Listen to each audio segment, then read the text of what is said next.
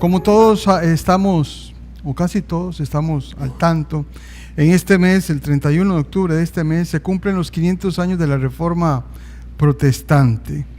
Y es nuestro deseo seguir animando a la Iglesia, estimulando a la Iglesia, motivándola, inspirándola hacia este momento, hacia esta celebración tan importante en la Iglesia, para la Iglesia reformada, para la Iglesia cristiana evangélica.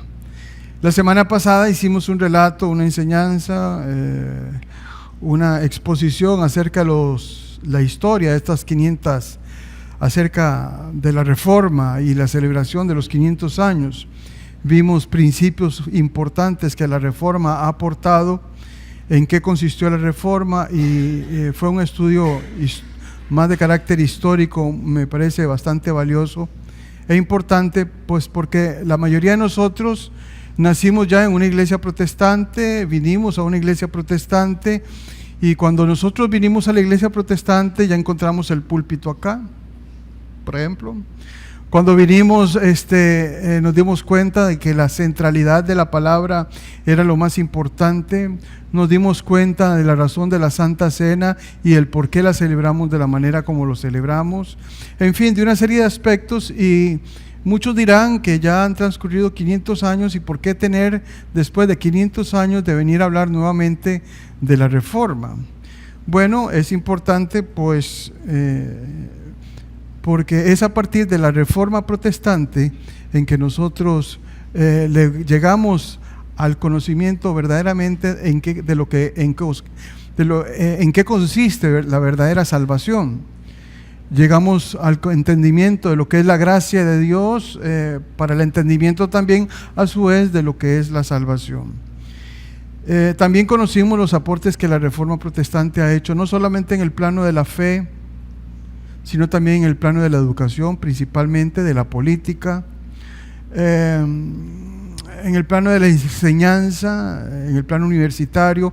Es decir, vimos una serie de aspectos valiosos e importantes. Es decir, entonces la Reforma Protestante no solamente fue un movimiento religioso que nace originalmente en un monje católico como lo fue Martín Lutero, agustiniano, sino que es a partir de ese momento en que inicia un movimiento importante para la Iglesia. Un movimiento que, como dijimos, afirmamos la semana pasada, es un movimiento que no ha terminado. La Reforma no ha terminado. Y no ha terminado básicamente la Reforma porque mientras existan pecadores que intenten robarle la gloria a Dios, como efectivamente sucede, la Reforma no puede terminar. La Reforma desde el inicio, desde hace 500 años, ha querido no solamente traer la Biblia a las manos de todos los que creen en Jesucristo o los que llegan a creer a través del Evangelio, sino que es el deseo también de la Reforma volver nuevamente a poner a Dios en el lugar que le corresponde, un lugar soberano, distraer al hombre, porque el hombre está literalmente concentrado en él mismo y ha creado su propio evangelio. Muchos hombres se han constituido los caminos para llegar a Dios, y esto es una batalla que se libra hasta el día de hoy. Afirmamos categóricamente e históricamente lo demostramos que la Reforma no llegó a influenciar a la iglesia latinoamericana, y que hoy en el siglo XXI la iglesia latinoamericana está adoleciendo, está sufriendo los embates de falsas doctrinas, falsos evangelios, de hombres que se dicen ser de Dios y que se presentan como falsos apóstoles y falsos pastores, y esto trae como colación falsas iglesias y falsos creyentes. Es por eso que el tema de la Reforma es tan importante para la Iglesia. El movimiento más importante que la Iglesia tiene que desarrollar hoy por hoy es poner nuevamente a Dios en el lugar que a Él, que es solamente de Él. Y es por eso el estudio que estamos realizando hasta el día de hoy. La semana pasada predicamos sobre los 500 años de la Reforma, un relato histórico. Hoy vamos a predicar sobre la suficiencia. Hoy vamos a predicar sobre la suficiencia de las Escrituras. La suficiencia de las Escrituras, todo bajo la sombrilla del precepto sola Escritura. El más grande aporte que la Reforma hace es este precepto, sola Escritura, es decir, solo la palabra de Dios.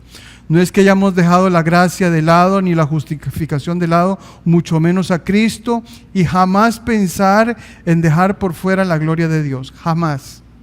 Es que la Reforma se sostiene en virtud de este principio. Si usted quita la Biblia, quita solo la Biblia de la Reforma protestante, no podemos ya llegar al conocimiento y al entendimiento de lo que es la gracia, el alcance de la gracia de Dios, lo que es la misericordia de Dios, lo que es la fe en Dios. No podemos llegar a conocer a Cristo sino es a través de la palabra de Dios, a través de la Biblia, y de esta manera tampoco podríamos glorificar a Dios. Por eso es tan importante el tema de la suficiencia de las Escrituras. Es por esto que mi deseo es que podamos entender el tema que los reformadores llamaron la sola Escritura y de qué manera fue posteriormente ampliada como es necesario que tuviese que ser así. Antes de iniciar, me permito tener una palabra de oración en esta mañana.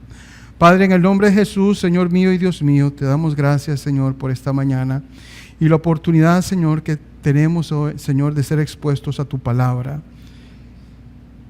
Te damos gracias por esta oportunidad, Señor, y en esta mañana queremos venir, Señor, en toda humildad, Señor, y en humillación delante de ti, Señor, reconociéndote, Señor, que eres nuestro único Dios y Padre, nuestro Señor Jesucristo.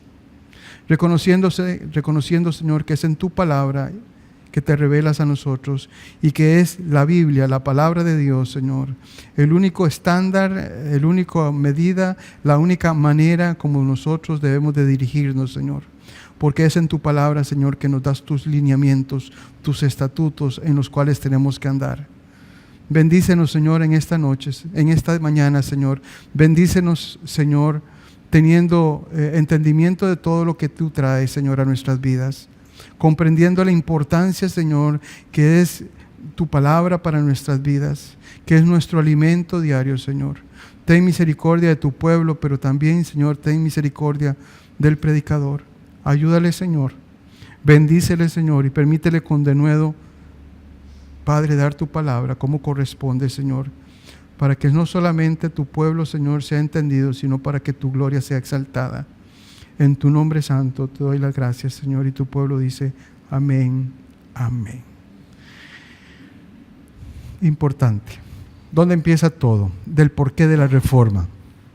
En la época de la Reforma, la batalla más grande que los reformadores tenían y en la que ellos insistieron es que nosotros necesitamos solamente la autoridad divina, inerrante de la palabra de Dios. Pero en contrasentido a esto, lo que Roma exponía, por su parte, advertía es que no solamente la palabra de Dios, sino que además de la palabra de Dios era necesario, advertía que eran necesarias las tradiciones, así como también la autoridad papal. Y esta es la batalla, esto es lo que trae como origen la Reforma. Por un lado, Roma insistía en que la fe se fundamenta en tres vertientes: la palabra de Dios, en segundo lugar, las tradiciones, y en tercer lugar, la palabra, el decir del Papa, el decir de Roma. Los reformadores entendieron todo lo contrario. No hay tal cosa como que la palabra de Dios no es suficiente, como para que tenga que agregarse la tradición o lo que Roma advierte. No es necesario. Y a partir de ahí empezó el distanciamiento entre Roma y los reformadores. Así las cosas, en el contexto del siglo XVI, el concepto suficiencia de las Escrituras era lo mismo que hablar de sola Escritura. Esto así en el contexto del siglo XVI. ¿Por qué? Bueno, porque con la suficiencia de las Escrituras, lo que se trataba de comunicar era que solamente necesitamos la Biblia, o que no necesitamos la tradición, ni necesitamos el clero romano, ni necesitamos todos los concilios, ni tampoco sus veredictos, solamente la Escritura de Dios. Pero después de 500 años, es importante entender que hoy en día la suficiencia de las Escrituras es mucho más que solamente esto que los reformadores expusieron. Me explico. Es decir, el concepto sola Escritura no basta solamente para decir que solamente la palabra de Dios, para excluir las tradiciones y el Consejo de Roma.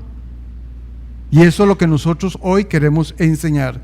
Ciertamente nosotros no necesitamos las tradiciones como Roma hasta este momento las necesita. Pero hoy nosotros pensamos que cuando hablamos de la suficiencia de las Escrituras y que no necesitamos las tradiciones, es necesario contestar otra pregunta. ¿Para qué es que necesariamente las Escrituras son suficientes? Y esta es una muy buena pregunta. ¿Para qué es que las Escrituras son suficientes?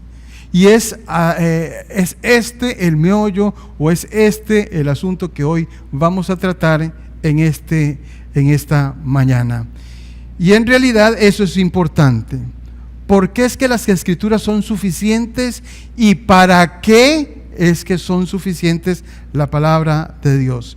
Sígame con mucho cuidado. Las Escrituras, la Biblia no es suficiente, por ejemplo, como para construir un carro o para armar una bicicleta. No lo son. Y en eso nosotros tenemos que estar claros. No vamos a llegar al contexto de tener que espiritualizarlo todo, porque no es necesario. ¿Qué les estoy diciendo? Imagínense a dos personas que llegan y quedan náufragas y van a parar a una isla. Y permanecen 5 años o 1 año, lo que fuera, en aquella isla, y en algún momento les nace la oportunidad de tener un libro. De las dos personas, uno es cristiano y la otra persona no es cristiana. ¿Qué libro podríamos suponer que ese cristiano va a pedir? La Biblia, ¿cierto? ¿Y qué creen que pediría la otra persona? ¿Ah? Bueno, esa otra persona podría pedir, bueno, yo quiero un libro que me enseñe a construir un barco. ¿Qué les estoy diciendo? Bueno, que más utilidad en ese contexto y en esa experiencia tendría un libro para construir un barco que la palabra de Dios. ¿Cuál es el problema? El problema viene a que muy regularmente el cristiano todo quiere espiritualizarlo, y es un grande defecto. Todos, en la inmensa mayoría en las iglesias, pretenden espiritualizarlo todo, y perdemos de vista un aspecto importante, que Dios nos dio su palabra para algo en particular. Ciertamente, a través de la palabra de Dios y con la ayuda del Espíritu Santo de Dios, a nosotros nos son reveladas las ciencias y las letras. ¿Estamos de acuerdo? Pero no tratemos de confundir las cosas. La palabra de Dios nos fue dada con un propósito específico. Y en realidad eso es muy importante porque, repito, las Escrituras no nos fueron dadas para construir un carro o para armar una bicicleta. Y eso es cierto. Y este es el tema de esta mañana, la suficiencia de las Escrituras. Este es el tema de hoy. Un poco de doctrina en este tema. Cuando hablamos de la palabra, cuando hablamos de los atributos de la palabra de Dios, decimos que Dios nunca está separado de su palabra y que la palabra nunca está separado de Dios. Son dos conceptos, son dos aspectos que siempre van a estar presentes. La palabra no puede ser considerada separada de Dios, ni tampoco Dios puede ser considerado separado de la palabra de Dios. Así las cosas. Clásicamente se ha establecido que cuando hablamos de los atributos de la palabra de Dios, nos tenemos que referir a la suficiencia de la palabra, es un atributo, a la autoridad de la palabra, es un segundo atributo, a la claridad de la palabra en cuanto a la manera como se es salvo, es otro atributo, un tercer atributo, y un cuarto atributo es la necesidad de la palabra. De tal manera que estos son clásicamente los atributos que se le atribuyen a la palabra de Dios. Podríamos agregarle tal vez la inerrancia a la palabra o la infalibilidad de la palabra de Dios, pero todo esto cabe también dentro de lo que es la autoridad de la palabra de Dios. Así las cosas, cuando no tenemos un entendimiento, óigase bien, cuando no tenemos un entendimiento claro, diáfano, de estas cualidades acerca de la palabra de Dios, por ejemplo, la suficiencia de la palabra de Dios, el hablar del precepto sola escritura carece de todo significado.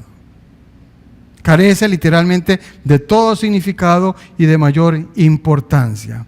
¿De dónde vienen, por ejemplo, estos atributos de la suficiencia, estos atributos de la palabra de Dios, como la suficiencia, la autoridad y la claridad?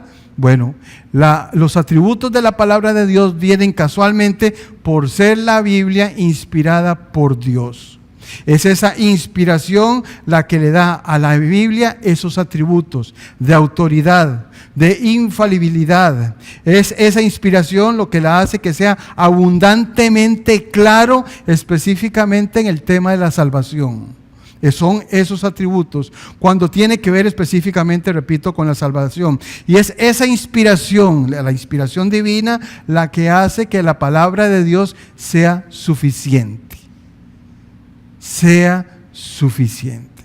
Así la pregunta entonces es, muy bien, ya sé que la palabra de Dios es suficiente. La pregunta necesaria aquí es, ¿para qué es que es necesaria la palabra de Dios?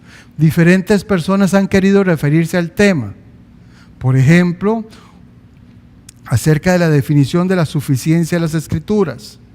Por ejemplo, Matthew Barrett, escritor del libro La Palabra de Dios solamente, dice que la suficiencia de las Escrituras, que todas las cosas necesarias para la salvación, para vivir la vida cristiana en obediencia a Dios y para su gloria, están todas dadas en las Escrituras. Eso escribe Matthew Barrett en su libro La Palabra de Dios solamente. Si usted lee a John P. Piper, expresa, y cito, las Escrituras son suficientes en el sentido que son las únicas palabras inerrantes e inspiradas por Dios que necesitamos para conocer el camino de la salvación y el camino de la obediencia. Me quedo con otra definición acerca de la suficiencia de las palabras, y es la Confesión de Westminster en el año 1647, que dice así, en el punto 6, la totalidad del consejo de Dios concernientes a todas las cosas necesarias para su propia gloria y para la fe, vida y salvación del ser humano están expresamente expuestas en la Biblia.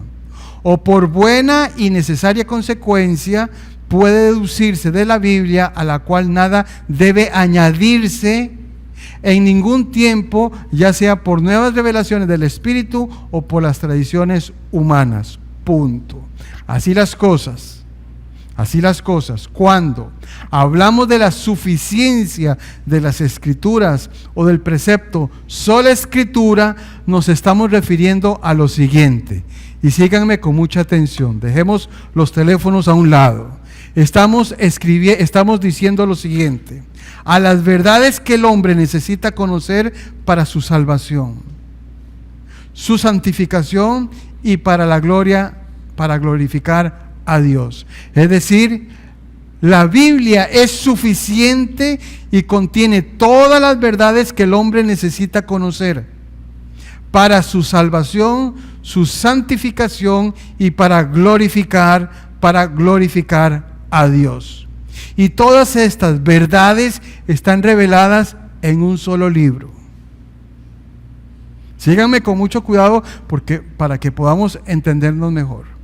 Todo lo que el hombre necesita conocer acerca de su salvación, todo lo que el hombre necesita conocer acerca de la santificación del creyente y acerca de y todo esto para glorificar a Dios, se encuentra aquí en la Biblia.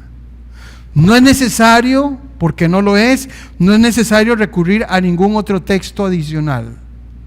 La Biblia contiene las verdades suficientes.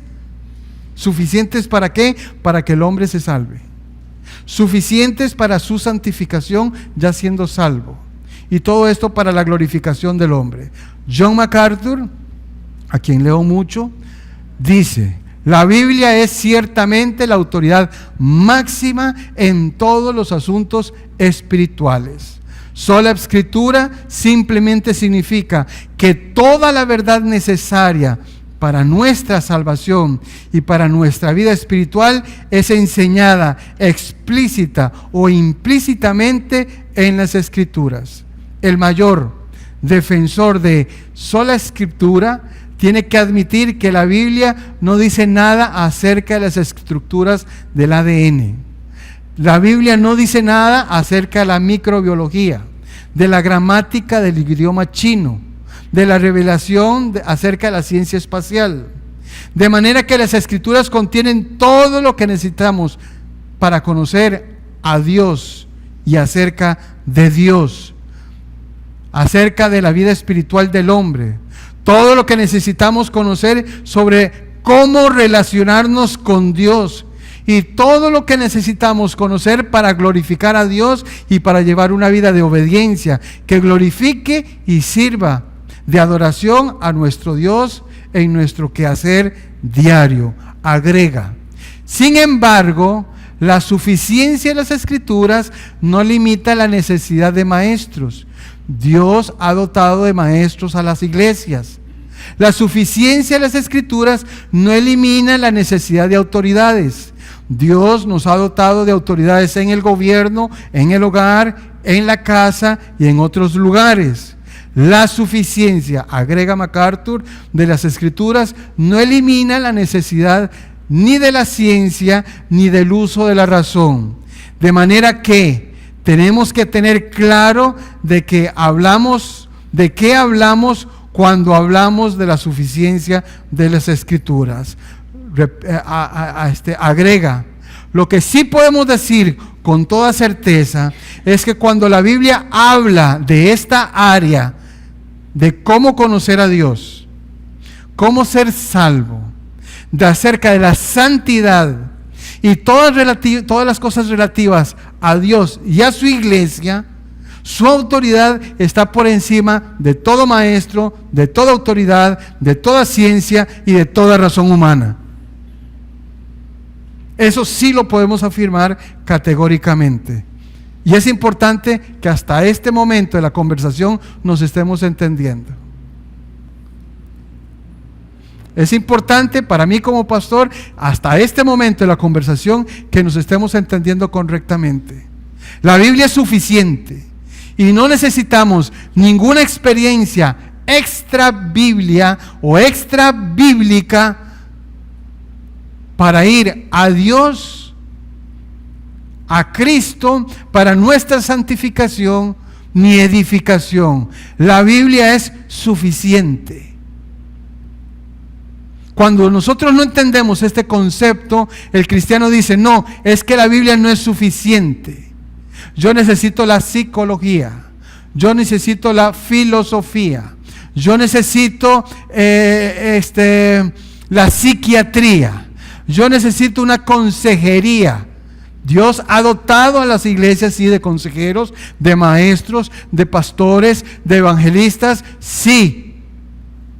Pero eso nunca va a sustituir a la autoridad que la Biblia tiene.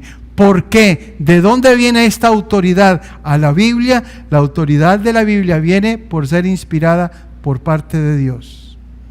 Ahí aquí me hago un alto para que nos entendamos claramente. Cuando nosotros nos salimos de esa vertiente, literalmente vamos a parar a cualquier otra parte. y es importante para nosotros. De los pasajes que la Biblia da, que son muchos, acerca de la suficiencia de la palabra de Dios, hoy quiero referirme, en otro momento me referiré, por ejemplo, al Salmo 19, que es muy profundo. Hoy quiero tomar una carta específica que un hombre de Dios, el apóstol de Dios, Pablo, le escribió a su hijo espiritual Timoteo. En la segunda carta de Pablo a Timoteo, en el capítulo 3, versículo 14, dice lo siguiente. Pablo, capítulo 3, versículo 14. Segunda de Pablo, capítulo 3, versículo 14. Segunda de Timoteo, perdón. Segunda de Timoteo, capítulo 2, capítulo 3, versículo 14. Segunda de Timoteo 3, 14. Pero persiste tú en lo que has aprendido y te persuadiste sabiendo de quién has aprendido y que desde la niñez has sabido las sagradas escrituras, las cuales te pueden hacer sabio para la salvación por la fe que es en Cristo Jesús. Pablo une dos conceptos importantes. Advierte a su hijo amado, a su hijo espiritual, a su hijo amado, Timoteo le dice: usted, papá, tiene que ser persistente. Tiene que ser persistente. ¿En qué? En lo que has aprendido hasta el día de hoy. Sabiendo lo que has aprendido acerca de las Escrituras. ¿Por qué? Porque las Escrituras te pueden hacer te pueden hacer sabio, conocedor para la salvación que es por la fe en Cristo Jesús. Hay un concepto importante. Escritura, y que a partir de la Escritura, de la palabra de Dios, adquirimos sabiduría para la salvación, que es por la fe en Cristo Jesús. Sigue agregando. Versículo 16. Toda la Escritura es inspirada por Dios. Esto es motivo para toda una exposición que vamos a realizar la semana entrante. Toda la Escritura es inspirada por Dios, y es útil, es idónea. ¿Para qué? Bueno, para enseñar, para redarguir, para corregir, para instruir en justicia, a fin de que el hombre de Dios sea perfecto, enteramente preparado para toda buena obra. Pablo está animando a su querido hijo espiritual, al final de su tiempo, estando a muy poco tiempo de morir, está animando al discípulo más joven que tenía, diciéndole: mi amor, recuerde que las Escrituras nos fueron dadas, que las cuales aprendiste de tu abuelita Eloida y de tu mamá Eunice. Recuerda que esas Escrituras, la palabra de Dios, Timoteo, es una fuente suficiente de sabiduría que te va a llevar a la salvación mediante la fe en Cristo Jesús. Ahora Pablo comienza a darnos una idea. Por favor, no me muevan el sonido. Comienzan a darnos una idea de lo que él entiende que las Escrituras pueden hacer. ¿Qué es lo que dice Pablo? Pablo dice: las cuales pueden hacer sabio para la salvación por la fe que es en Cristo Jesús. Que es en Cristo Jesús. Y agrega: y ellas son útiles ¿para qué?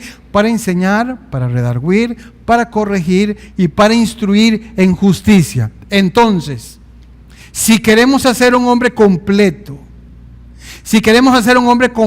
como Dios quiere que Él sea, si queremos que el hombre sea equipado, cuando me refiero a hombre, me refiero a género, ¿verdad? Hombre y mujer, obviamente, ¿no? Entonces, si queremos que el hombre sea completo, como Dios quiere que Él lo sea, si queremos que sea un hombre equipado, una persona equipada para la buena obra, la palabra de Dios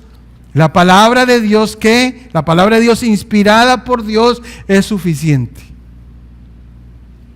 Es literalmente suficiente. Ahora, esa persona, después de haber sido capacitada, después de tener en sus manos este instrumento que le capacitó, que le llevó primeramente a Dios, que le ayudó en su salvación a Dios, ahora este hombre tiene ese mismo instrumento. ¿Para qué? Para enseñar a otros, para redarguir a otros, para corregir a otros y para instruir a otros. ¿Con qué? Con la palabra de Dios. No con lo que enseña un instituto, no con lo que enseña una teoría elaborada por hombres, no, sino con lo que la palabra de Dios enseña. Cuando usted me quita o cuando pone la palabra de Dios y pone lo que escribió fulano de tal, ya entramos en un plano de conflicto y nos estamos asemejando a otras religiones que tienen la Biblia más las tradiciones, la Biblia más lo que dice tal instituto, tal institución o tal gobierno que está en Italia. Es la Biblia suficiente para esta labor. Esas 4 cosas, entonces, redarguir, corregir, instruir, estas 4 cosas son suficientes para que el hombre sea enteramente completo, enteramente equipado para toda buena obra. Y mientras lo hace, mientras se conforma, mientras está siendo formado, si necesita de alguna instrucción, la Escritura es suficiente para enseñarnos. La Escritura, la palabra de Dios, para redarguirnos, para corregirnos y para instruirnos ¿en qué? En justicia. Para eso es suficiente la palabra de Dios. ¿Nos estamos entendiendo hasta aquí? ¿Sí? ¿Amén? Ok, magnífico. Seguimos entonces. Vamos a hacer el estudio entonces de esta segunda carta, de este pasaje en 2 Timoteo 3:14. Entonces, las Escrituras son suficientes para enseñarnos el camino de la salvación, para enseñarnos el Evangelio. Repito, las Escrituras son suficientes para enseñarnos el camino de la salvación, para enseñarnos el Evangelio. ¿Qué estamos diciendo? Estamos diciendo, y más que eso, estamos diciendo que en sí mismas las Escrituras tienen el suficiente poder para abrirle los ojos al incrédulo. A aquellos que estaban espiritualmente ciegos. Y no solamente les abre los ojos a los que están ciegos espiritualmente, sino que la Biblia, la palabra de Dios, tiene el poder suficiente para crear fe. Tiene el poder suficiente para crear fe. La Biblia lo enseña. La Biblia lo enseña. En Romanos 10:17, así es que la fe viene ¿por qué? Oír. ¿Oír qué? La palabra de Dios. La Biblia es suficiente entonces para enseñarnos el camino de la salvación, para enseñarnos el Evangelio. Pero no es solamente eso, la Biblia es suficiente para abrir los ojos espirituales del que está ciego, espiritualmente, y además de que le abre los ojos espirituales al incrédulo, la Biblia tiene el suficiente poder para crear fe y a través de esa fe ser salvo. Porque dice en Efesios 2, 8 y 9, dice, porque por gracia sois salvos. Y esto por la fe. Por gracia. Y esto por la fe. No por obras para que nadie se gloríe. Así las cosas, y es importante. Y así las cosas, y es importante que las Escrituras son suficientes entonces. No hay milagro ni testimonio personal. No hay milagro ni testimonio personal que pueda crear en el hombre fe, que la palabra no pueda crear. Repito, no hay milagro, porque no hay milagro, ni tampoco hay testimonio personal que pueda crear en el hombre fe que la palabra no pueda crear. Es decir, que la palabra de Dios tiene el suficiente poder para crear fe. Y lo vamos a ver a la luz de un texto bíblico. No es lo que yo diga, sino lo que la Biblia enseña. En Lucas capítulo 16, versículo 19, hay un relato de parte de Jesús, en donde cita a dos personas, al rico y a Lázaro. El más grande predicador acerca del infierno, y el que está interesado en conocer acerca del infierno puede leer y estudiar detenidamente este pasaje. Jesús no está hablando de una parábola. Jesús está haciendo un relato, una descripción de un contenido que se llama infierno, del infierno. Y habla de dos personas, un rico y Lázaro. Ambos mueren, uno va al seno de Abraham y el otro va al Hades, condenado en el infierno. Y dice Lucas 16, versículo 19, Jesús hablando, hay un hombre rico que se vestía de púrpura y de lino fino, y hacía cada día banquete con esplendidez. Había también un mendigo llamado Lázaro que estaba echado a la puerta de aquel lleno de llagas, y ansiaba saciarse de las migajas que caían de la mesa del rico, y aún los perros venían y le lamían las llagas. Versículo 22, y aconteció que murió el mendigo y fue llevado por los ángeles al seno de Abraham, y murió también el rico y fue sepultado. Y en el Hades alzó sus ojos estando en tormentos y vio de lejos a Abraham y a Lázaro en su seno. Versículo 24, el texto continúa con el relato de lo que el rico está viendo y de lo que Lázaro, y del lugar donde está Lázaro.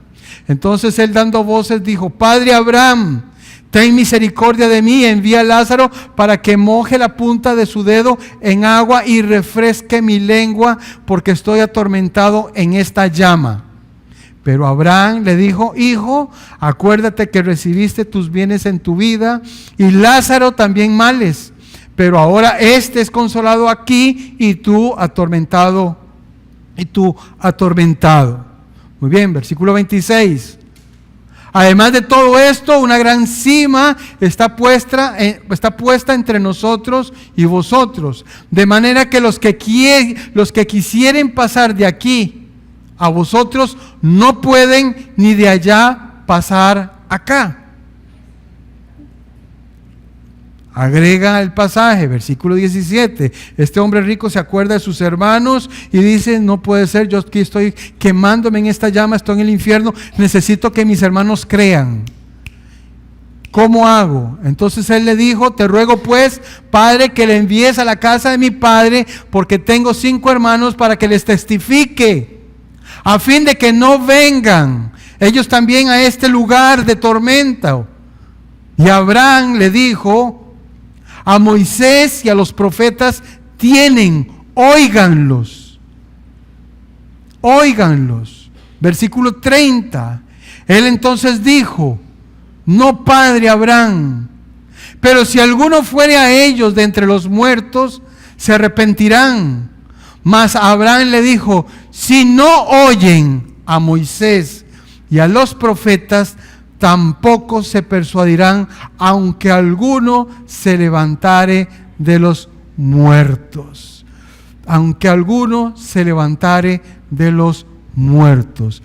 Todos los que estamos en este salón y los que no vinieron, todos los que estamos aquí tenemos que estar de acuerdo en lo siguiente: que si en esta reunión se aparece una persona muerta que ha venido del infierno, esto sería un gran milagro, ¿cierto? Cierto. También tenemos que estar de acuerdo que si esa persona viene y nos habla de cuán doloroso es vivir en el infierno, y que en ese infierno hay llanto y lloro y crujir de dientes, eso sería otro gran testimonio. Tenemos que estar de acuerdo en esto. Tenemos que estar de acuerdo en esto. Que sería el milagro más grande de todos los que podrían suceder, que aquí viniera un muerto, que nosotros sabemos que murió y que ahora viene entrando, y que aparte de esto viene acá y les dice: señores, quiero decirles lo que pasa en el infierno. Eso sería un gran testimonio y no podemos caer en duda. Por supuesto que sí. Bueno, Abraham le dice a ese rico: ni aunque se levante un muerto desde el infierno y dé testimonio de su vida, si no han escuchado la palabra hablada por Moisés y por los profetas, las personas no se van a persuadir, aunque venga ese muerto y les testifique.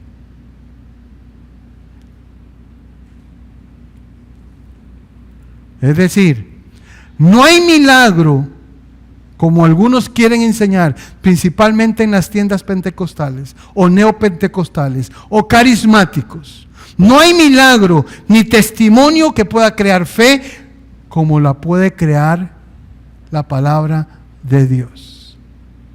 No hay milagro y no hay testimonio. Aquí viene el comentario, porque en la internet se ven la cantidad de eventos en donde personas reúnen a multitudes y supuestamente se celebran milagros. Y todo eso se hace con la intención de que las personas crean. La Biblia enseña categóricamente todo lo contrario. Que ni aun los milagros ni los testimonios son fuente de fe. Que la única fuente de fe es la palabra de Dios. La única fuente de fe es la palabra de Dios. ¿Y por qué lo digo? Porque eso lo enseña Romanos 10. Porque así que la fe es por el oír, y el oír la palabra de Dios. Hermanos, que los testimonios sirven en las iglesias, por supuesto que sirven los testimonios en las iglesias. Lo que yo estoy afirmando en esta mañana acá es que los testimonios son importantes, pero los testimonios nunca podrán sustituir el evangelio. Nunca un testimonio va a sustituir un evangelio. Nunca. Por muy poderoso, por muy triste, por muy quebrantado, por lo que sea. Podemos glorificar a Dios y dar gracias a Dios por aquel evento, aquella condición. Pero eso nunca sustituye el valor del evangelio. ¿Por qué? Porque Dios determinó en su sabiduría y en su imperio que el hombre le venga a la fe por el oír la palabra de Dios, no por ver, sino por oír, y el oír la palabra de Dios. ¿El evangelio qué es? El evangelio es el testimonio del Señor Jesús. Cuando a nosotros se nos dicen es que hay que testificar, no está hablando de testificar acerca de mí. Yo puedo hablar de lo que Cristo ha hecho en mi vida, de lo que la palabra ha hecho en mi vida, pero ese testimonio no es el que necesita la persona para ser salva. El testimonio que la persona necesita para ser salva es el testimonio dado en el evangelio. Es el testimonio del Señor Jesús, que nació, vivió, cumplió la ley, padeció y fue a la cruz. Murió y resucitó, murió por nuestros pecados y al tercer día resucitó. Que pagó la pena por nuestros pecados, que fue sepultado, repito, y que resucitó al tercer día. Y que hoy gobierna desde los cielos, sentado a la diestra del Padre. Ese es el testimonio que genera fe. Ese es el que hace falta en la iglesia. La iglesia, la persona lo que necesita es este testimonio. Y nunca podemos pretender traer testimonios, experiencias, y muchas de ellas hasta extrabíblicas e inventadas. Nunca vamos a traer eso para sustituirlo por la palabra de Dios. Nunca, jamás, nunca esto ha sido así. Lo cierto es que es el testimonio de Jesucristo el que cambia la vida y crea fe en el corazón, en el interior de la persona. El testimonio, la palabra, es lo que cambia el corazón. La palabra, el testimonio de Cristo Jesús, ese es el testimonio que cambia. Ese es el testimonio. Por eso es necesario. Por eso es que precisamente Dios revela la suficiencia de la palabra cuando tiene que ver con la salvación del hombre. ¿La salvación de quién? Del hombre. Dice 1 Corintios 1:20. ¿Dónde está el sabio? ¿Dónde está el escriba? ¿Dónde está el disputador? El que lo discute todo. ¿Dónde está? ¿No ha enloquecido Dios la sabiduría del mundo? Pues ya que en la sabiduría de Dios el mundo no conoce a Dios, mediante la sabiduría agradó a Dios salvar a los creyentes por la locura de la predicación. ¿qué se predica? La palabra, el testimonio de Cristo Jesús. Eso es lo que agrada a Dios. De esa manera, Dios se agrada en la salvación del hombre. De esa manera. Dice el versículo 22, porque los judíos piden señales. Sí, hasta nuestros días muchas personas buscan milagro. Si me haces un milagro, si me devuelves al hombre, si me devuelves a mi hijo, si me haces tal cosa, si me haces tal otra, yo voy a ir a la iglesia, yo te voy a seguir, yo te voy a ir. Lo siento, ya desde los tiempos de Cristo, desde los tiempos de Pablo se refería a esta experiencia.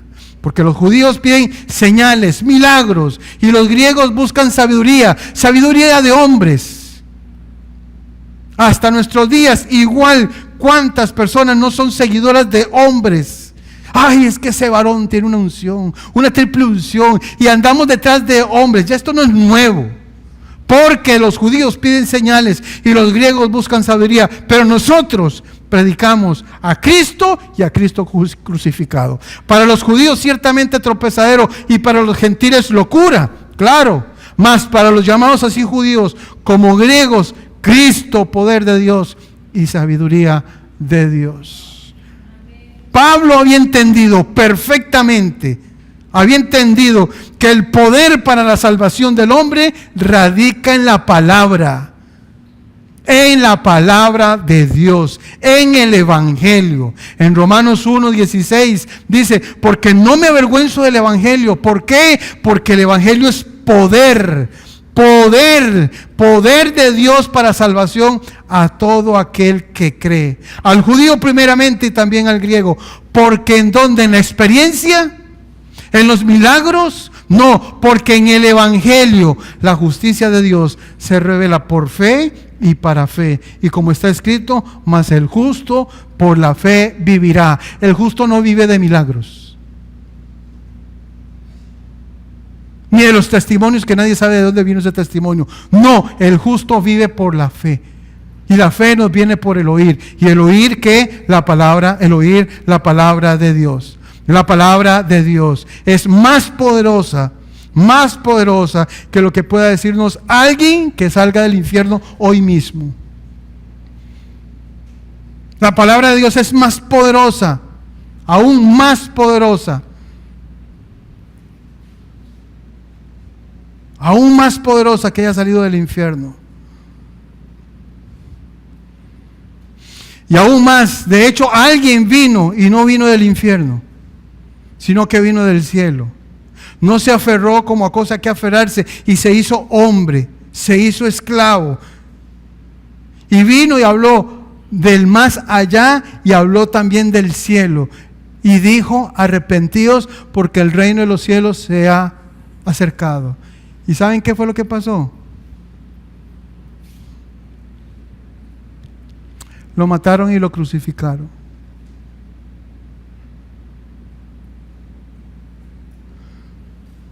Mas Abraham le dijo, si no oyen a Moisés y a los profetas, en aquel momento la Torá y todas las profecías que está hasta Malaquías, para nosotros en nuestro contexto histórico nos referimos a la palabra de Dios, tampoco se persuadirán, aunque alguno se levantare de los muertos. Dios levanta a los muertos con el mismo poder que creó los cielos y la tierra. Dios levanta a los muertos con el mismo poder con que creó los cielos y la tierra. Bueno, las escrituras mismas han sido impregnadas de ese mismo poder. El mismo poder con que Dios creó los cielos y la tierra es el mismo poder con que Dios ha creado, le ha dado a su palabra.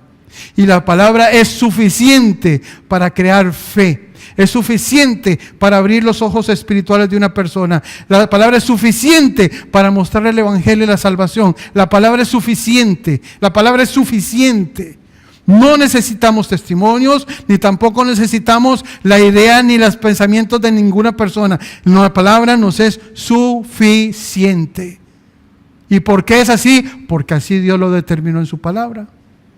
Él determinó, vuelvo a Romanos, así es que la fe viene por el oír.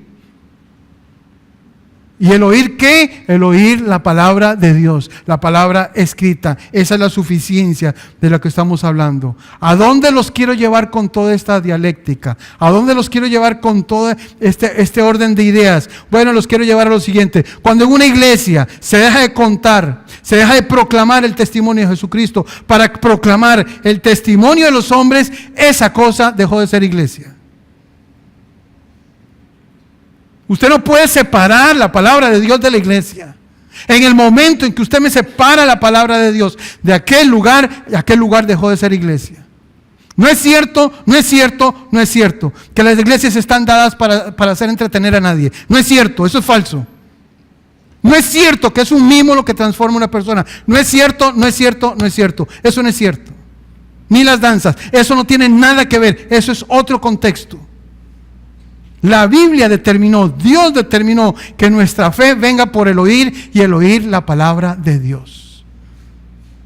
Cuando en una iglesia usted me quita la palabra de Dios para que el pastor me venga a hablar de los discos que ha grabado, de los viajes que ha hecho, de las personas que se convierten, de cuando un pastor me empieza a hablar de las personas a las que él literalmente las hizo caer al cielo, cuando se saca el saco y empieza a hacer eso, cuando en una iglesia se quita la palabra de Dios y el testimonio de Jesucristo, cuando se deja de proclamar el evangelio, eso dejó de ser literalmente iglesia. Ya no es iglesia. Puede ser cualquier cosa. Puede ser cualquier cosa, no cualquier otra cosa, literalmente. De tal manera que lo que define a una iglesia es la presencia o no del evangelio.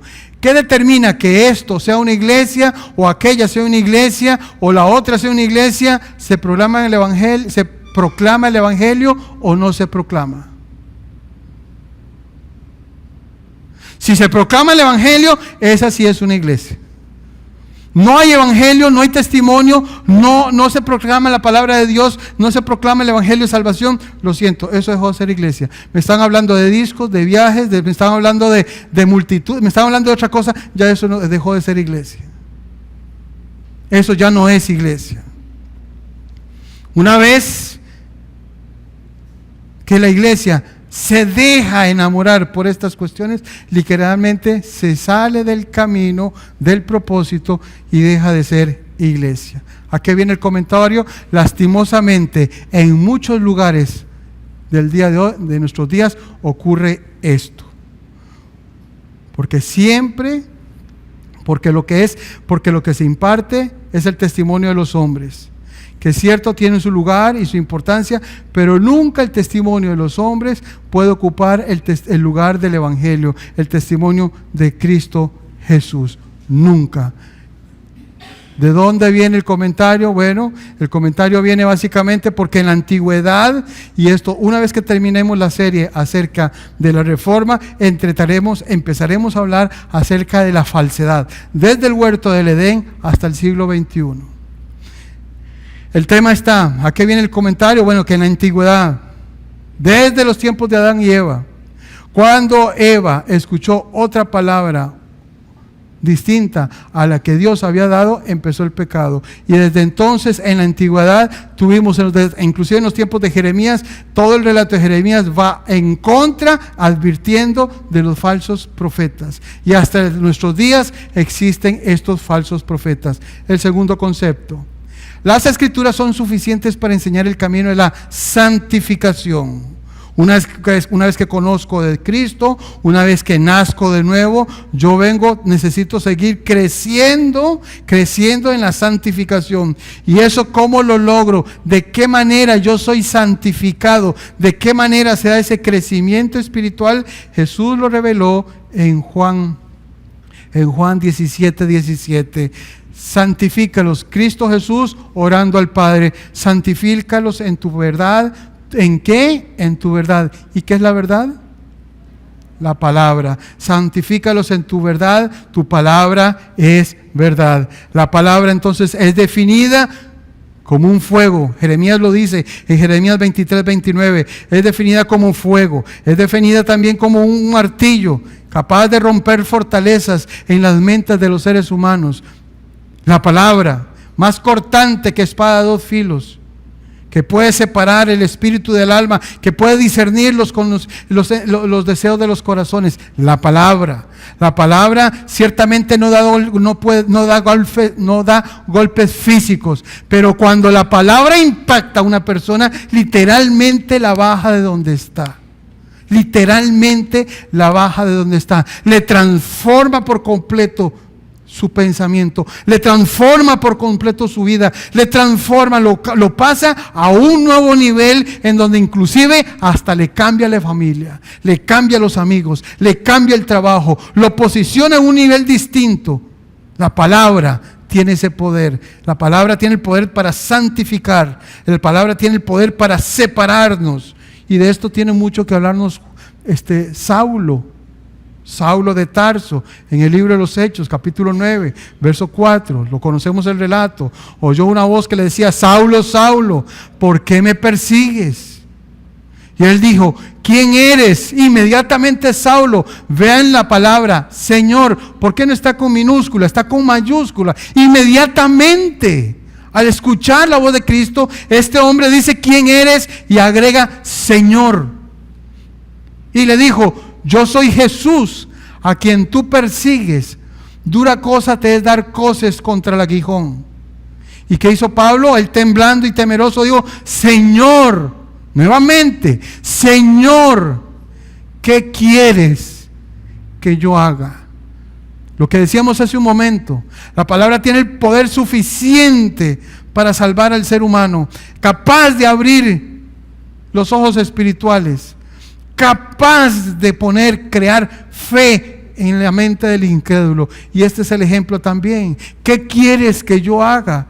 Y el Señor le dijo: levántate y entra en la ciudad y se te dirá lo que debes hacer. Ese solo encuentro de Saulo con Cristo Jesús transformó por completo su vida. ¿Hasta qué punto? Para ser el que más aportó en el Nuevo Testamento.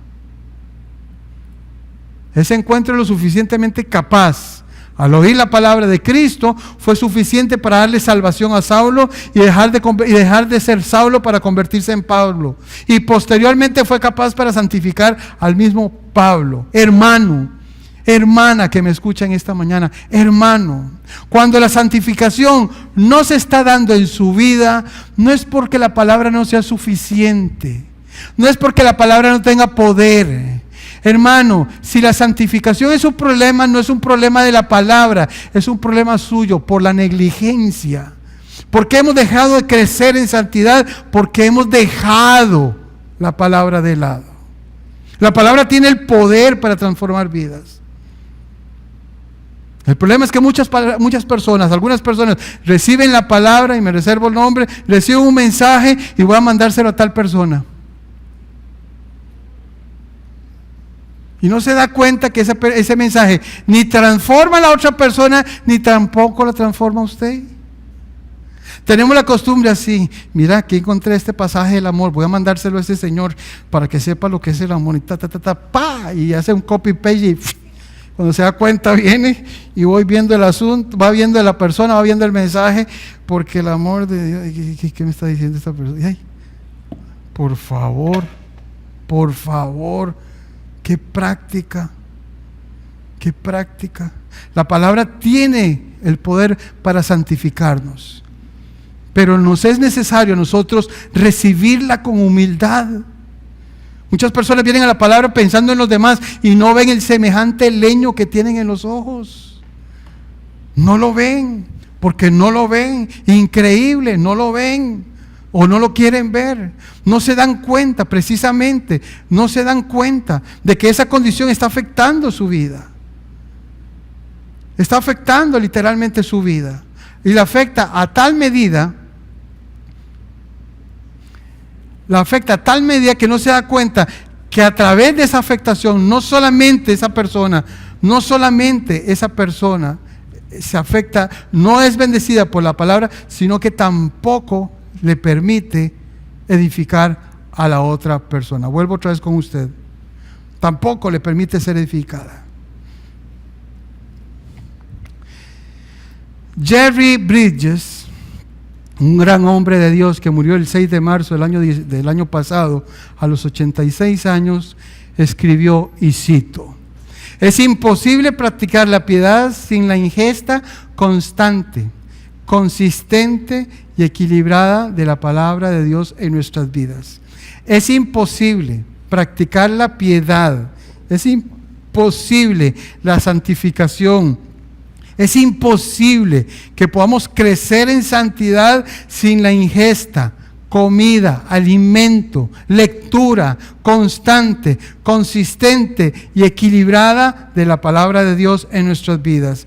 Equilibrada, ¿por qué? Porque no solamente tenemos que leer lo que a mí me bendice. A veces hay Biblias de promesas, me imagino que ustedes lo saben. Bueno, la gente anda buscando la Biblia de las promesas para estar leyendo las promesas y deja de parte las amonestaciones que existen en el resto de la palabra. Nosotros tenemos que gozarnos tanto en lo que la palabra de Dios nos edifica en todo sentido, sea porque nos promete o sea porque nos emplace. Pero es necesario que esa ingesta sea consistente. Una verdad tiene que ser estudiada tanto en el Antiguo Testamento como en el Nuevo Testamento. Tiene que ser consistente, pero tiene que ser constante. Es decir, tiene que mediar un plan de estudio de la palabra de Dios. Alguien me puede decir, bueno, ¿y por qué no puede darse la santificación por medio de la experiencia? ¿Por qué la santificación tiene que ser por la palabra de Dios? ¿Acaso no podemos ser santificados o crecer en santidad a través de la experiencia? No, porque la palabra de Dios es el instrumento que Dios diseñó y a la cual le dio poder para santificarnos.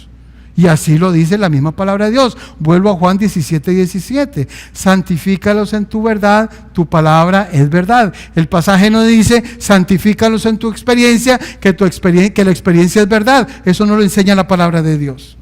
Eso no lo enseña. En tercer lugar, el tercer punto, las Escrituras son suficientes para reprender. Y para mí un muy buen texto que nos enseña acerca de lo que es la reprensión o la llamada de atención, lo encontramos en Mateo 4. Mateo 4, Evangelio de Mateo capítulo 4, verso 1. ¿De qué experiencia estamos hablando? Estamos hablando de la experiencia que tuvo el segundo miembro de la Trinidad, Cristo Jesús, con Satanás. ¿Cómo? Sí, de esa experiencia es la que estamos hablando. Lea lo que dice Mateo capítulo 4, verso 1.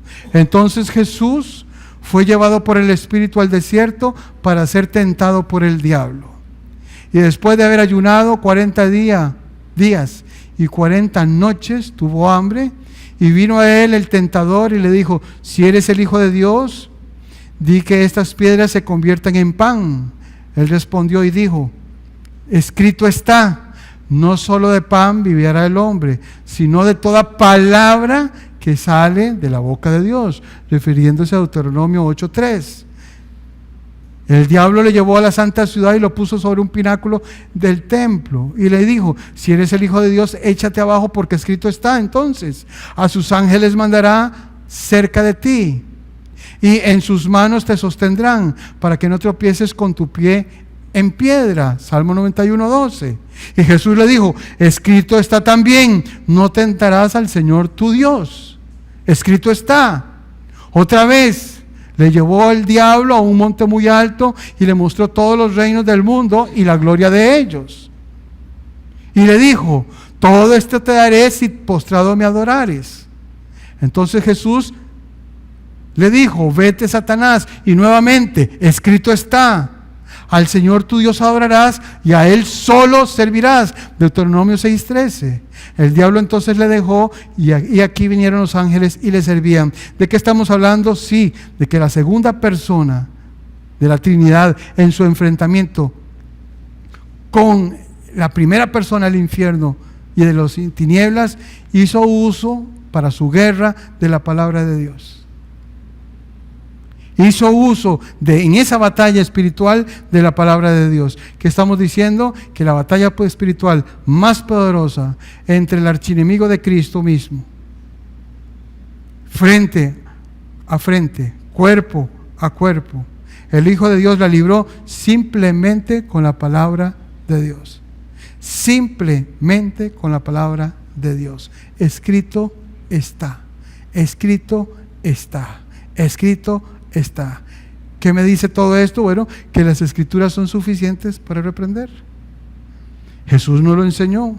Son suficientes para reprender al que está en pecado. Son suficientes para que nosotros mismos seamos reprendidos por ellas. Porque las escrituras son más cortantes que espada de dos filos. Que espada de dos filos. Que puede penetrar en mi interior y puede separar el alma del espíritu y discernir nuestros pensamientos y motivaciones. Las escrituras son suficientes para la reprensión de otros, para mi misma reprensión, son suficientes para ejercer disciplina en la iglesia, son suficientes. La palabra de Dios tiene ese poder. ¿Y de dónde le viene ese poder a la palabra de Dios? Esa suficiencia a la palabra de Dios, vuelvo y lo repito, por ser inspirada por Dios. Por ser inspirada por Dios. En cuarto lugar, las escrituras son suficientes para corregir al que está en error. La palabra es suficiente para corregir al que está en error. Todos recordamos el pasaje de Apolos, en donde Apolos es corregido por Priscila y Aquila, en Hechos capítulo 18, verso 26. Importante. Llegó entonces a Éfeso un judío llamado Apolos, natural de Alejandría, varón elocuente, poderoso en las escrituras. Este hombre poderoso en las escrituras, un hombre con un vasto conocimiento, un hombre con una gran elocuencia para exponer la palabra de Dios, llega a este lugar de Éfeso. Este había sido instruido en el camino del Señor, es decir, había sido instruido en las escrituras. Y siendo de espíritu fervoroso, hablaba y enseñaba diligentemente lo concerniente al Señor, aunque solamente conocía el bautismo de Juan. Esta es una expresión muy propia. Cuando Juan el Bautista enseñaba, él enseñaba acerca de las promesas que existían en el Antiguo Testamento acerca del Mesías. Y en eso consistía el bautismo de Juan. Bautizaba de acuerdo a las enseñanzas del Antiguo Testamento. El conocimiento que tenía Apolos era un conocimiento parcial de la verdad de Dios. ¿Por qué parcial? Porque conocía la venida, todo lo relativo a la venida del Mesías, pero no conocía ni llegó a conocer propiamente la importancia de la muerte y resurrección de Cristo. No llegó a conocer de que ese Mesías del que hablaba el Antiguo Testamento era Jesucristo. Entonces, la enseñanza que daba Apolos era una enseñanza parcializada, muy propia del Antiguo Testamento. Al darse cuenta de esta condición, Priscila y Apolos, era una pareja, era un matrimonio, Apolos llama, Priscila y Aquila llama a Apolos aparte y le advierte algo. Versículo 26. Y comenzó a hablar con denuedo en la sinagoga, pero cuando le oyeron Priscila y Aquila, le tomaron aparte y le expusieron más exactamente el camino de Dios. Y le dijeron: Apolos, vos conoces esta parte de la historia. Ahora te es necesario conocer, para complementar esta parte, esta enseñanza del Antiguo Testamento, te es necesario que sepas quién fue Cristo. ¿Por qué murió? ¿Qué pasó en la cruz? ¿Qué fue puesto en la cruz cuando Jesús murió? Fueron puestos tus pecados y mis pecados. Que Dios se agradó de aquel sacrificio y que a través de esa justificación justificó al pecador, al creyente, al que es de la fe en Cristo Jesús. Te es necesario saber que habiendo muerto Cristo y habiendo sido sepultado conforme a las Escrituras, Apolos, te es necesario también saber que conforme a las Escrituras Jesús resucitó. Te es necesario conocer toda esa parte para que complementes tu enseñanza. Y queriendo él pasar a Acaya, dice el verso 27, los hermanos le animaron y escribieron a los discípulos que le recibiesen. Y llegado él allá, fue de gran provecho los que por la gracia habían creído, porque con gran vehemencia refutaba públicamente a los judíos, demostrando ahora sí, Estefanía, demostrando ahora sí, por las Escrituras, que Jesús era el Cristo. Esa era la parte del mensaje que Apolos no tenía. Por eso habla de que era del bautismo de Juan. A este Apolo entonces, con las mismas Escrituras le corrigieron Priscila y Aquila. Le corrigieron el conocimiento incompleto de las Escrituras que él tenía. Las Escrituras entonces son suficientes para corregir al que está en error. Vuelvo nuevamente a 2 Timoteo 3. Es inspirada por Dios la Escritura, útil para enseñar, para redarguir, para corregir, para instruir en justicia. Vean cómo lo lee en la nueva versión en la nueva traducción viviente. Toda la Escritura es inspirada por Dios y es útil para enseñarnos. Y es útil para enseñarnos lo que es verdad y para hacernos ver lo que está mal en nuestra vida. Nos corrige cuando estamos equivocados y nos enseña a hacer lo correcto. Dios la usa. Dios la usa para preparar y capacitar a su pueblo para que haga toda la buena obra.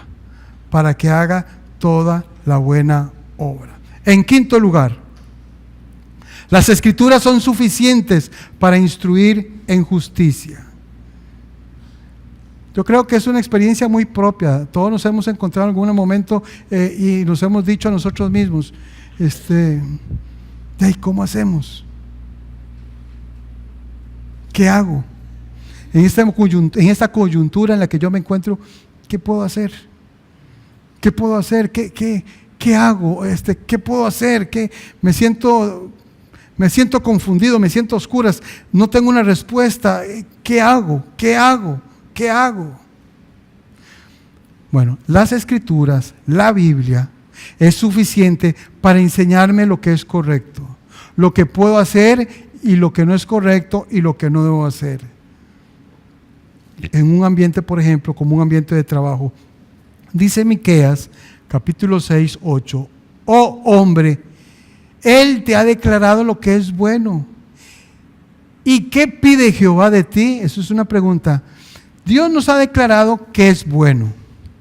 ¿Y qué es lo que pide Dios de nosotros? Repito, Dios nos ha declarado en su palabra que es bueno. ¿Qué es lo que Él pide de nosotros? Es la pregunta. Y la respuesta es solamente hacer justicia, llamar la misericordia y humillarte delante de Dios. Nosotros no necesitamos hacer nada más que lo que Dios nos ha revelado en su palabra. Eso es ser sabio, para saber lo que es correcto o lo que no es correcto. Nosotros no necesitamos que un psicólogo o un psicoanalista o un psiquiatra me diga y me dé clases de sexualidad.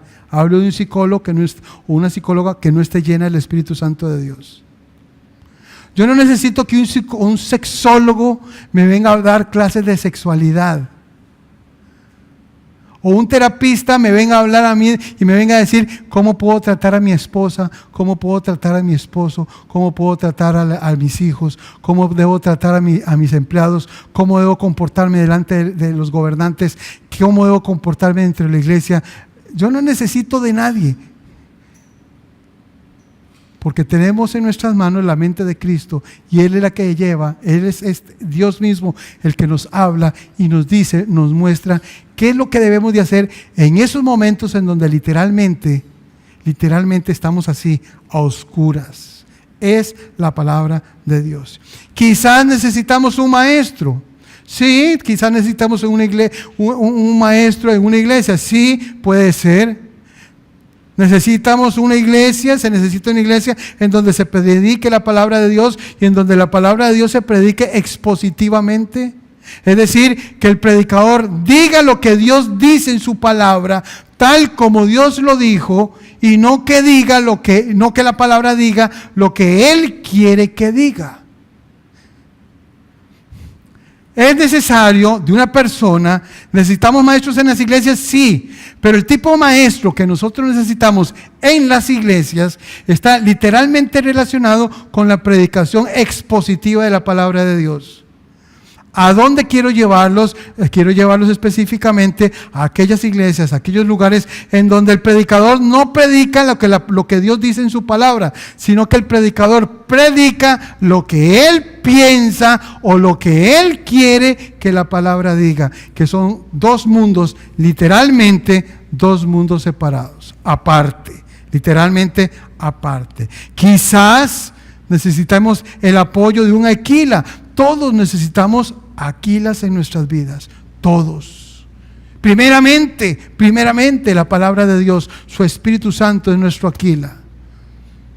Pero también necesitamos de un consejero, de un pastor, de un maestro. Todos lo necesitamos. Yo en lo personal lo tengo. Yo en lo personal, él me escribe regularmente y está pendiente. Yo entiendo que está pendiente de mí, porque así lo entiendo, con sus mensajes, con sus palabras, con el ánimo, con las enseñanzas que da por los medios de comunicación. Yo lo entiendo perfectamente. En la segunda carta de Pedro, capítulo 1, verso 3 dice: como todas las cosas que pertenecen a la vida y a la piedad nos han sido dadas por su divino poder. Todas las cosas que pertenecen a la vida eterna y a la piedad, es decir, a la santidad, al desarrollo espiritual, todas estas cosas nos han sido dadas, ¿por qué? Por su divino poder. ¿Mediante qué? ¿De dónde viene ese divino poder? Ese divino poder son las Escrituras mismas. ¿Y de dónde viene ese divino poder? Bueno, del conocimiento de aquel que nos llamó a su gloria y enseñanza. ¿En dónde se encuentra entonces ese poder? Ese poder está en las Escrituras de Dios. Dios nos ha concedido maravillosas cosas concernientes a la vida y el poder a través de sus Escrituras. A través de ahí nos viene lo que Dios nos ha entregado. ¿Y qué cosas? Repito, todo lo que tiene que ver con la vida. Háblese y entiéndase vida espiritual. Y todo lo que tiene que ver con la piedad. Háblese y entiéndase a la santificación de la que estamos hablando. ¿Y cómo nos viene todo esto? Bueno, ¿y cómo lo hace Dios? Dios lo hace mediante el conocimiento de aquel que nos llamó por su gloria y excelencia. La pregunta es: Dios me dio todo lo que necesito para vivir espiritualmente bien, para caminar en piedad, o sea, en santidad, pero me lo concedió por medio del verdadero conocimiento de aquel que me llamó. La pregunta es: ¿quién me llamó? Jesús. A través de Jesús, en su palabra, Dios me revela lo que yo necesito conocer acerca de la vida espiritual y acerca de la piedad, entiéndase, santificación.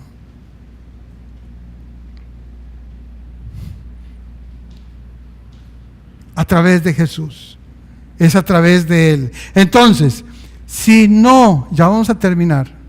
Hoy el mensaje ha sido profundo. Entonces, si no conozco a Cristo, véase bien, si no conozco a Cristo, no tengo lo necesario para la vida y la piedad. Vean qué importante.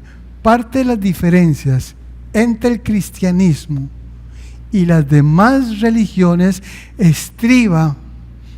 La diferencia más grande es que el cristianismo se explica a través de una relación vital y necesaria entre Cristo Jesús y el creyente. Es a través de esa relación, de ese conocimiento, entre más conozco, Catherine, entre más conozco a Jesús, ¿y cómo lo conozco? A través de su palabra, a través de Jesús, yo más conozco de lo que la vida eterna representa y de lo que es la santidad, cómo vivir en santidad y sentir, experimentar esa verdadera santidad. Pero eso se logra solamente a través de la persona de Cristo. Solamente. Esto trae consecuencias, por supuesto. Entonces, para la vida y la piedad necesito conocer a Jesús. Y entre más conozco a Jesús, más capacitado voy a estar para la vida y la piedad. Entre más, papá, entre más lo conozca. Cuanto menos lo conozca, menos me será revelado y menos poder tendré para desarrollar la vida cristiana que Él quiere, Eugenia, que yo reciba. Entonces, si no estoy viviendo santamente, lo que necesito es mayor conocimiento de aquel que me llamó. ¿Me explico?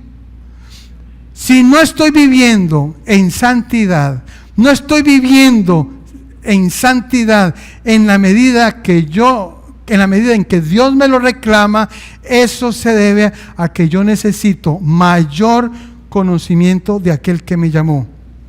¿Y cómo lo logro, Sharon? Yo lo logro viniendo a la palabra, meditando la palabra, perdonen la expresión, pero rumiando la palabra, versículo por versículo, letra por letra. Yo necesito degustar esta palabra, meditar esta palabra, guardarla en mi corazón. De manera que cuando yo me encuentre en tal circunstancia o en tal escenario, esa palabra venga a mi vida y me diga, me redarguya, me enseña, me reprenda, esto es lo correcto, esto no es lo correcto, este es el camino, este no es el camino. Cuando yo no tengo esto aquí, o en la mente hebrea, aquí, yo no tengo cómo resolver nada. Jesús lo dijo, separados de mí, nada podéis hacer. J.L. Parker, en el libro El conocimiento del Dios Santo, escribe, y cito las siguientes palabras: ¿para qué fuimos creados? Él mismo contesta: para conocer a Dios. ¿Y cuál es la meta de nuestra vida? ¿Para qué fuimos creados? Para conocer a Dios. ¿Cuál es la meta de nuestras vidas? Conocer a Dios. ¿Cuál es la vida eterna que Jesús nos da? Él lo relató en Juan 17:3. Y esta es la vida eterna. ¿Cuál es la vida eterna? Que te conozcan. Esa es la vida eterna, que lo conozcamos. A ti, el único Dios verdadero, y a Jesucristo a quien has enviado. No hay meta. ¿Cuál es el escenario que más bendice a cualquier persona, en donde verdaderamente nos sentimos en nuestro ambiente? El conocimiento de Dios. A ver, me voy a explicar de otra manera. ¿Cuál es el ambiente de un ave? El cielo. ¿Cuál es el ambiente de un pez? El agua. ¿Y cuál es el ambiente de un creyente? Cristo, Jesús. Ese es nuestro ambiente. Conocerlo a Él es nuestra pasión, es nuestro mayor valor. Conocerlo a Él es la más grande de todas nuestras metas, y no hay nada en el mundo que nos pueda dar toda la satisfacción que el conocerlo cada día más y más y más y más y más. Él, conocerlo a Él. Dice Jeremías 9:23, así ha dicho Jehová: no se alabe el sabio en su sabiduría, ni en su valentía se alabe el valiente, ni el rico se alabe en sus riquezas, mas alábese en esto el que hubiere de alabar, en entenderme y que conocerme, que yo soy Jehová, que hago misericordia, juicio y justicia en la tierra, porque estas cosas quiero, dice Jehová. Ese es nuestro mayor mérito, nuestro mayor logro. Esa es nuestra meta, conocerlo, conocerlo, conocerlo. No es una cuestión de ser sabio, no es una cuestión de ser valiente, no es una cuestión de ser plata, es una cuestión de conocerlo, conocerlo cada día más y más y más y más, vivir enamorados de Él. Ese es nuestra meta, nuestra satisfacción, nuestro gozo y nuestro placer. Ese es. Por eso la Biblia nos enseña en 2 Corintios 3:18, por tanto, todos nosotros, mirando a cara descubierta como un espejo la gloria del Señor, somos transformados de gloria en gloria, en la misma imagen como por el Espíritu del Señor. En la Nueva Traducción Viviente se lee este texto así. Así que todos nosotros, a quienes nos ha sido quitado el velo de la religión, el velo de las tradiciones, el velo de las filosofías humanas, a todos nosotros, a los que se nos quitó el velo, a esos nos es dado poder reflejar, ver y reflejar la gloria del Señor. ¿Quién es la gloria del Señor? Jesús. ¿Y cómo es eso? El Señor, quien es el Espíritu, nos hace más y más parecidos a Él a medida que somos transformados a su gloriosa imagen. Entre más lo conozco, entre más lo amo, entre más crezco en Él, eso me da la oportunidad para la gloria de Dios de ser transformado a la imagen y semejanza de Jesucristo. En la otra traducción, en la traducción lenguaje actual, otra traducción, vean cómo lo dice. Y nosotros no tenemos ningún velo que nos cubra la cara. Somos como un espejo que revela la grandeza del Señor, quien cambió nuestra vida. Gracias a la acción de su Espíritu en nosotros, cada vez nos parecemos más a Él. ¿A través de quién? A través de su palabra. En su palabra, por su palabra somos transformados. Lastimosamente, esa experiencia está muy distante de la inmensa mayoría de las iglesias. ¿Por qué? Porque cada vez el pueblo de Dios ha considerado la revelación de la palabra de Dios insuficiente.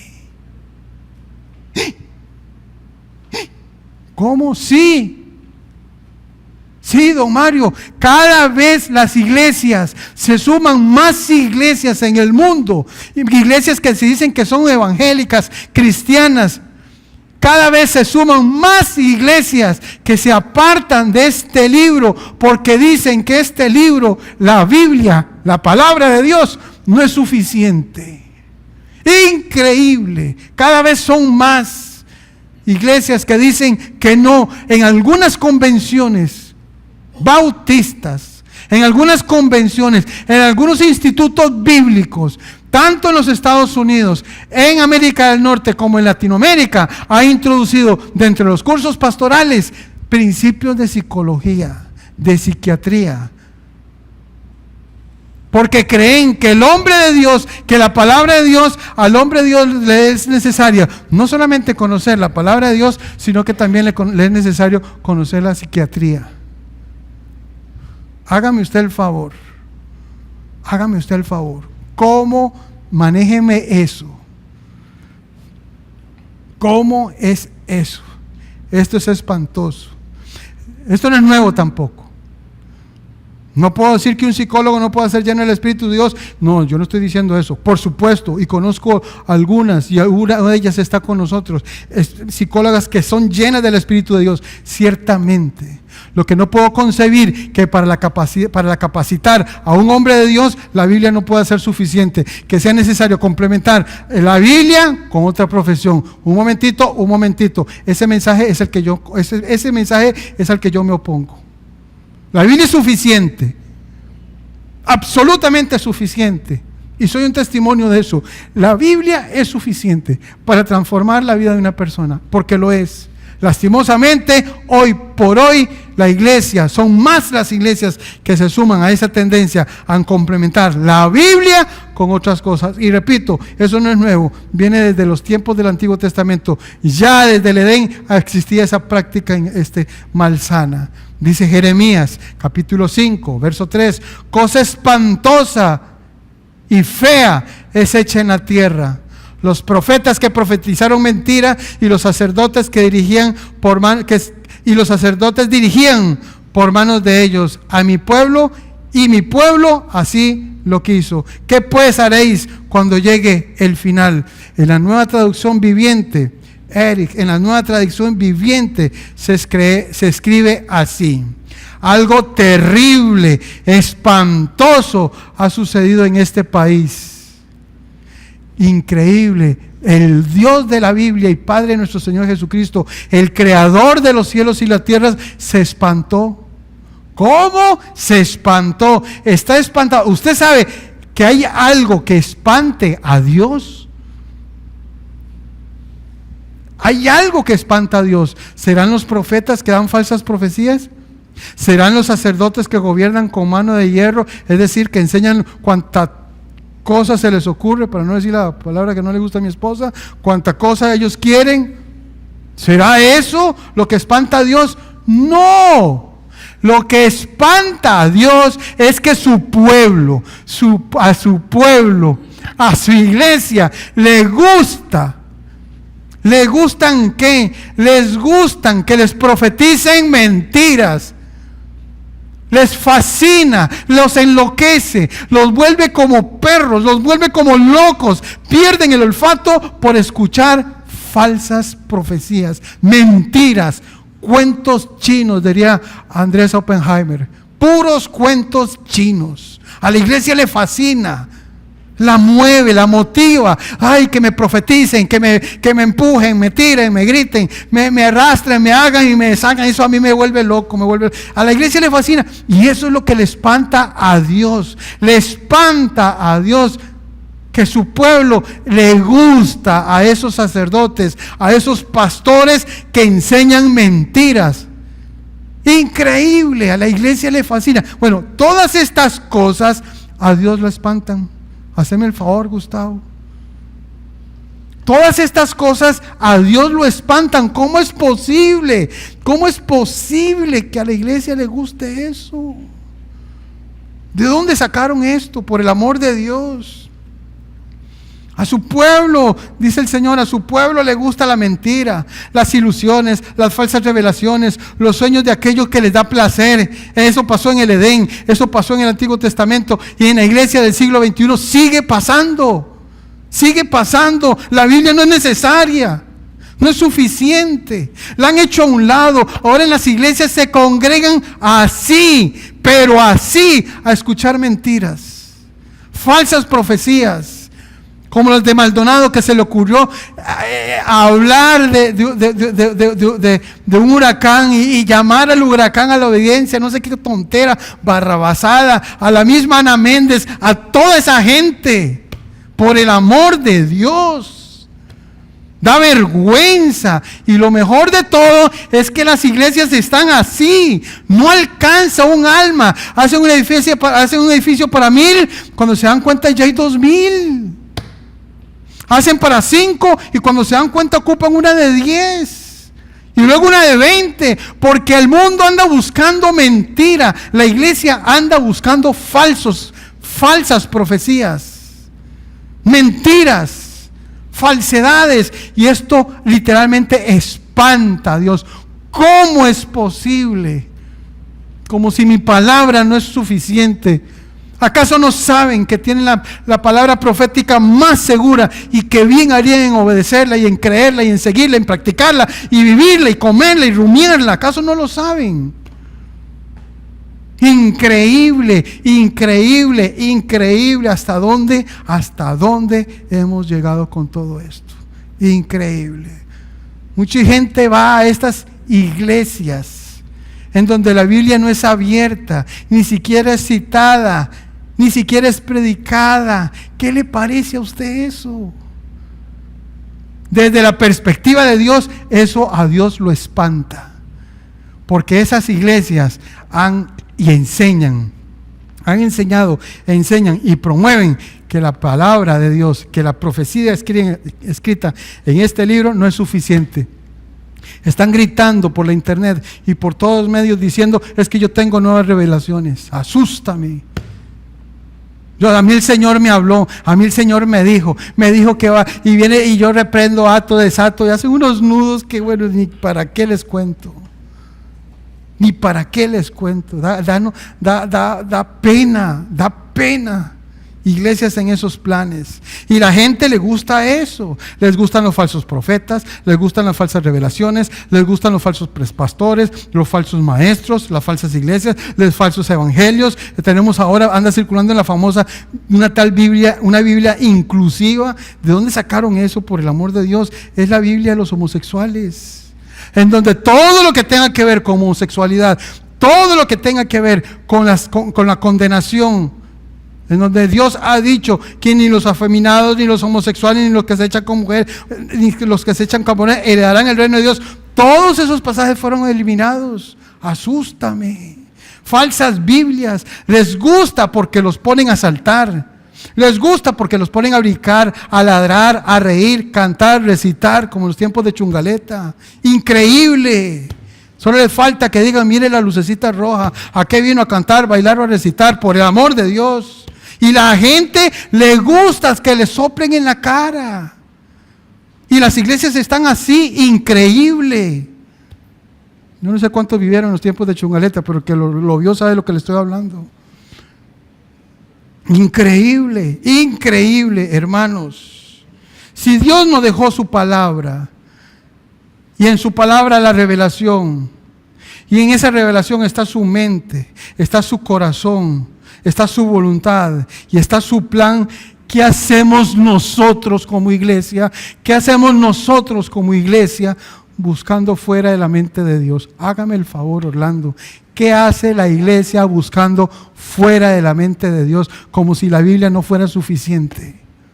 ¿Qué hacen? Barájeme en eso, en esta uña. ¿Qué hacen? ¿Qué hacen? ¿Qué hacemos nosotros? ¿Qué hacen algunos? Buscando la tradiciones, copiando en una iglesia, copiando lo que hacen en otra iglesia y en otra iglesia, y resulta ser que ahora todos los de determinada denominación o de determinada, todos practican eso porque eso es lo que nos enseñaron que tenemos que predicar. Y estamos igual que los de Roma, también predicando tradiciones que no son bíblicas. Y eso lo enseñan en los institutos bíblicos de algunas denominaciones pentecostales, cuestiones que no son bíblicas. De manera que si no hablan en lenguas, pues entonces no tienen el bautismo del Espíritu Santo. Y eso lo aprendieron en un instituto, entonces no es nacido de nuevo porque no fue bautizado en el Espíritu Santo, entonces porque no hablan lenguas. Ya estamos igual que los de Roma. Aquellos se apoyan en parte en la Biblia, en parte a las tradiciones y en parte a lo que diga la organización. Ya estamos igual. ¿Qué hacemos nosotros ahí? ¿Qué hacemos nosotros en ese plan? ¿Qué hacemos nosotros? ¿Qué hacen los mormones escribiendo un libro que se llama El otro Evangelio de Jesucristo? Ya empezamos mal, porque ellos mismos están diciendo en su propio libro que ese es otro evangelio, lo cual Pablo condenó en Gálatas 1. ¿Cómo es posible ustedes, los de Gálatas, que se hayan convertido, hayan creído en otro evangelio como si fuera, cuando la verdad es que no existe otro? Sean malditos los que pregonan otro evangelio, diferente al que nosotros hemos heredado de parte de nuestro Señor Jesucristo. Por favor, por favor. ¿Qué hacen los testigos de Jehová? Haciendo traducciones contrarias a lo que la Biblia enseña. ¿Qué es lo que hacen? Y como si fuera poco, lo mismo pasa en la iglesia evangélica. Iglesias en donde la palabra no se predica, de lo que se habla son los discos que graba el pastor, o de los viajes que hace el pastor, o de los estadios que visita el pastor, o de las fotos que se tomó con el de Guatemala, con el de Orlando, las fotos, en fin, visiones, sueños, mentiras de hombres. Hacen lo mismo, no hay diferencia. Cerraron la Biblia, ya no la predican. Por eso la reforma es tan importante. La reforma no ha terminado. La reforma no ha terminado. No es cierto, la reforma no ha terminado. Y la reforma no podrá terminar hasta que Cristo venga. ¿Por qué?